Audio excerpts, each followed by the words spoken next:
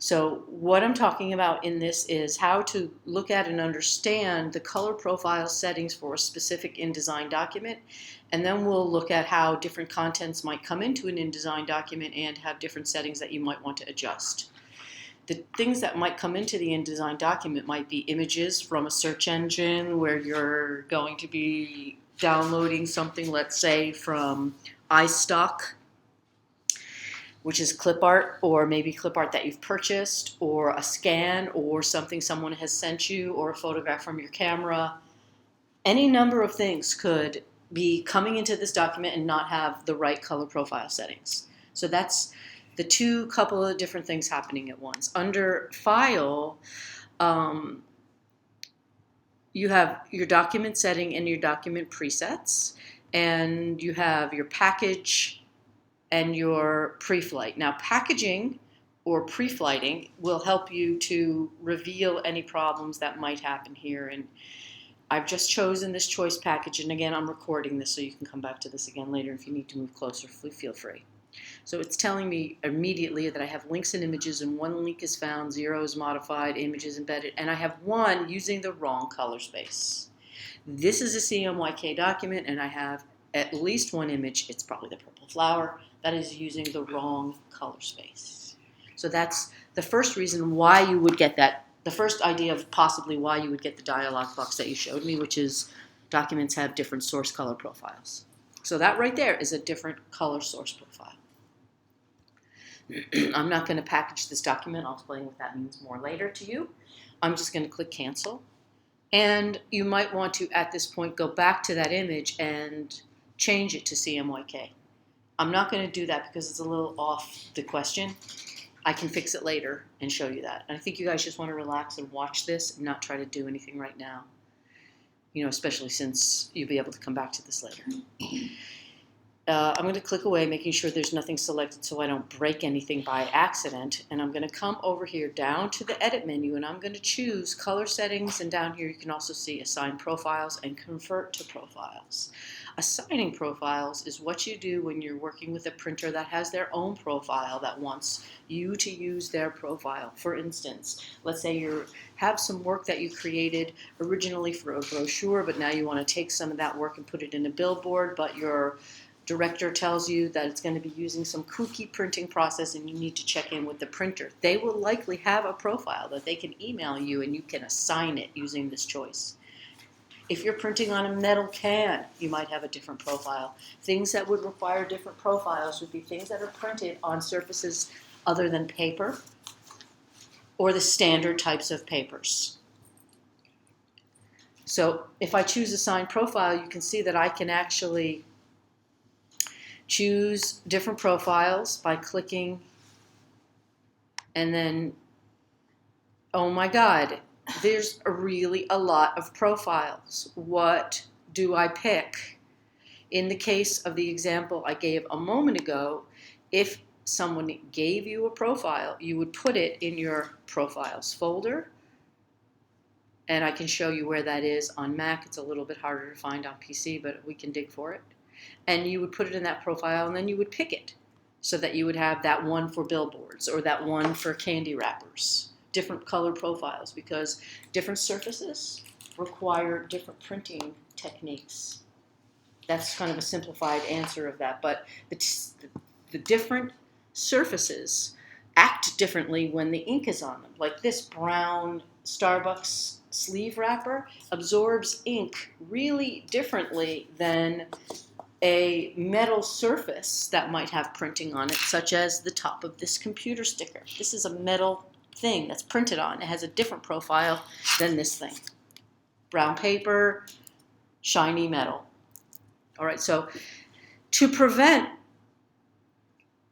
in your own work environment these things from happening, a really great way to go is to go to the legacy profile for graphic design, which was established in 1998 before all these quadrillion profiles even existed. And graphic designers like this one, Adobe RGB 1998, that is the RGB profile. for this. If I was exporting this out as a slideshow, let's say, we wanted to show this in a meeting, we wanted the color to look as best as possible, we could get brighter colors by choosing this choice. If we were turning this into a PDF and then into a slideshow that we were going to show at a meeting, instead of just printing and mailing it or whatever. Okay. Down here, we have the CMYK profile. This is the printing profile. So the on-screen versus the printing. On-screen RGB, printing CMYK. For the printing profile, I'm going to change this to assign current working space, which is this one, which is my very standard United States. Web is the kind of printer, coded is the kind of paper. Web printing, not websites. Web means a kind of printing that actually the printing belts are like a web and it spins around in a big loop, and that's called web fed. It's a kind of printing machine.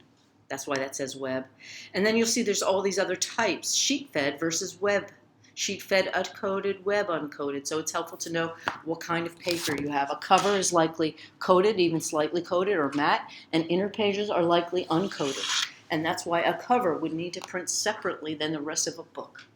And then they're bound together later.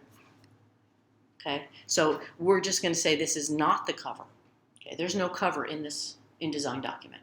We're going to choose web uncoated, and that's the profile that it's going to use for this document. Now, solid color intent, there's 3 settings down here. This one, I would generally leave these at the default settings unless your printer tells you you need to change these, and these would likely only be changed if you're printing on a strata such as this table. This is printed. This is not wood.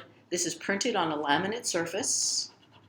It's a design that's printed. And so these settings, the color, solid color intent, default image intent, after bleeding intent, these all things would probably be different if you're printing on different strata, meaning surfaces.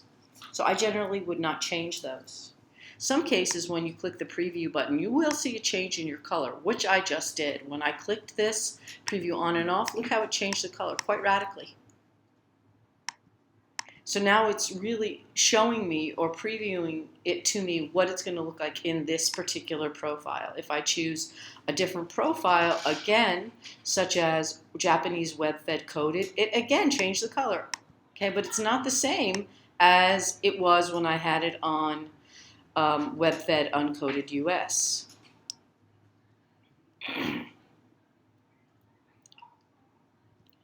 Changed, right? Okay, so now I have it set to however I think I'm going to use it most of the time. Make sure here that you are assigning these profiles. 1998, and probably for most things except for covers or anything that you know is going to be printed on coded paper, choose uncoded. Okay, and then it is now set for the design profile for this document. So I'm going to pause the recording and just take a look here at these things you have. I'm going to choose pause, resume here. So just to mention that the settings in Photoshop, if I go to edit my color settings in Photoshop, I want these to match my InDesign document, and they now do. And again, these dot gain settings are going to be relative to the type of uncoated paper you're using, because there's a big difference between newsprint paper and office white paper, but they're both uncoated. So you would need to know this number from your printer if you're printing it outside of the office. So that's the Photoshop settings that you want to be the same. And then over here in Illustrator, I will go ahead and open up a document. Okay, so this is a poster design.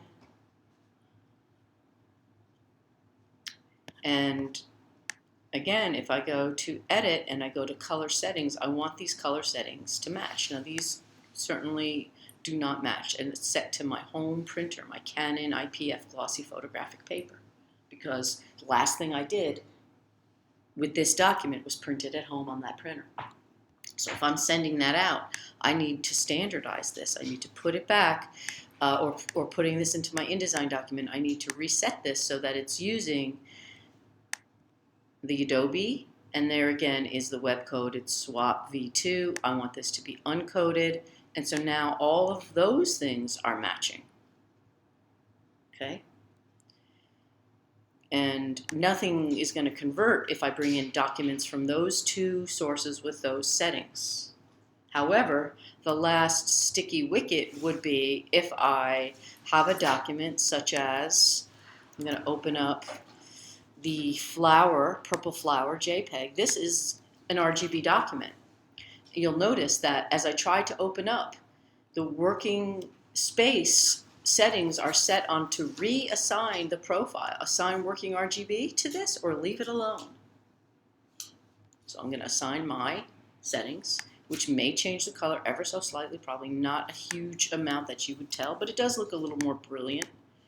Maybe I'm just imagining that because I'm a nut. So when I save this and I want to put it in my document, those settings, if I look at them again, if I look at to edit the settings of this document, they still match because when I opened up the document, I made it shift to these settings. Down here are some check mark boxes in Photoshop for mismatches. I want it to ask me when opening something that's not matched. I want me to ask when pasting something that's not matched. And I want it to ask when there's a missing profile, what to do. So I keep those all checked on, and that's what happened when I opened up this document. It asked me, what do you want to do? So if I close it, I didn't save it, right? But if I open it again, it has a different color setting. See, it says, what do I do? It doesn't match. What you say you want is this. Convert it to that. And then convert document to working RGB. Now I'm assigning and converting that.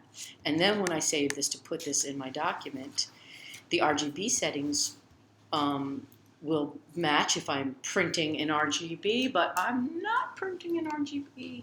I'm printing in CMYK, and I'll talk about color models a little bit more with you, but I'm going to go to mode, and I'm going to change the CMYK value, the RGB to the CMYK. I'm changing the model or color mode from RGB to CMYK by choosing this choice. Right. So, and we do that with all our photos that we're going to use in the book. Right, so there, I'm changing it, and it says you're about to convert it, and now it doesn't look nearly as bright. And if I want to, I could do a levels adjust and try to get it to look better, but I would also mention that the screen mode is currently at standard, and that is fine, and I can also here do different overlays, like a UV overlay. What do these things look like with different settings on, print size, and this is called a gamut warning, okay? Gamut warning means if I choose this choice and there's colors in here that won't print, they will look strange in this image. So I'm going to go Command L for levels, and I'm going to bring this up. So still no weirdness, no gray. If I go Command U and I increase the saturation, so far no hideous results. But if I hit a color, Command U, I'll do it again, I don't think it's going to do much. If I hit a color that is not printable, and this is starting to do a little of that here, and it will make a gray mark in this. Like little gray pixels will show up, and you'll be like, that looks bad. And you're going to have to keep shifting the color so those gray marks go away. Otherwise, that color won't be what you think it's going to be. For our department's photo collection,